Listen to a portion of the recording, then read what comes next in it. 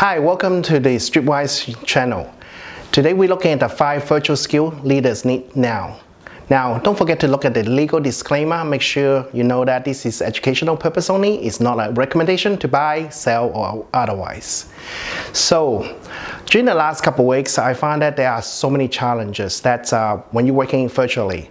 The first thing is the interpersonal dynamic. It's really hard to read people. So that was one of the biggest challenge I found. And the other thing that I found is that people lose attention very easily. So that was one of the challenges. So you were talking to them, they actually not looking at you. The other thing is, what I found was really challenging was that a lot of people found it really hard to learn new skills, if that makes sense.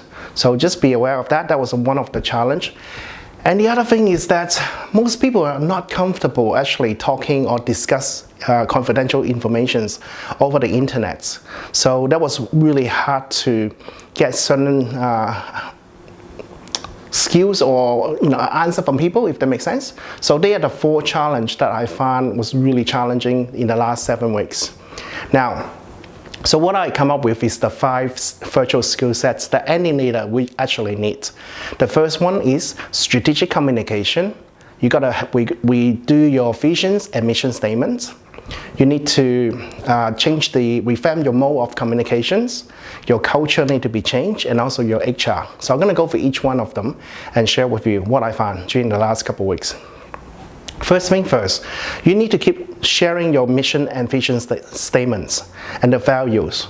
You got to keep re-educate or communicate that with your employees. Align it, engage it, inspire your company purpose. Because when you're working remotely, it's really hard to be aware of the mission and the vision statements, especially when you're working at home. So make sure that you have a setup time for the Slack page. Do some quick emails, do some non-verbal communication when you can. So to remind your employees about your vision and mission statements. So that's very important. Now the other things that you need to do is strategic with your communication. Now before every exchange, take some time to think about your purpose, the audience, the context of your exchange before you communicate. Then write it down. What is your objectives, the agendas, and the time that you want to spend on each items. Now, because we are doing virtual meetings, your objective need to be a bit broader. So that's one thing that I find in the virtual world at the moment. And also, you got to ask a lot more questions, because people will not easily or willingly to express their feelings, especially online. But in meetings, they tend to do it in face-to-face. The other thing is that you need to revamp the method of your communication. The first one is the mode of communication. Then often you do the meetings, the meeting agendas, and also the meeting participants. So with the mode of communication, it's about how often do you use video, phones, and Slack? And how often do you do it? Do you do it weekly, monthly, or every second day? And also the meeting agenda, is that to do with team building or just to check in? And then the meeting participant is whether it's the board member, senior management, operational manager, or team leaders. So you need to be able to communicate accordingly with the right people. Now the other thing is your virtual culture. You got to strengthen connection with departments and centers and teams. Now, it's easy to said and done, but what is the culture like when you're working at your place? Ask your employees to bring some of those items home so that we remind them when they're at work. Also, set aside times to highlight and share wins. This is very important in the COVID-19 time. Also, bring people together. Talk to them, do some team building stuff.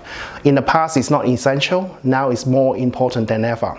One of the things that we do is we do some Friday afternoon drinking using the Zoom meeting, and we will drink together separately. So that's, some of the people are participating in that. We've been doing that quite a bit, and it works.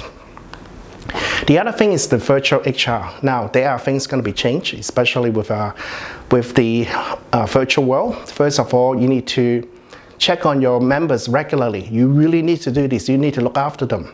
The other thing is that you need to look at the different strengths and weaknesses of the people that you're working with. Now, some people work well individually, some people work well as a group. So if you find those people work well with a group them together, do more Zoom meeting.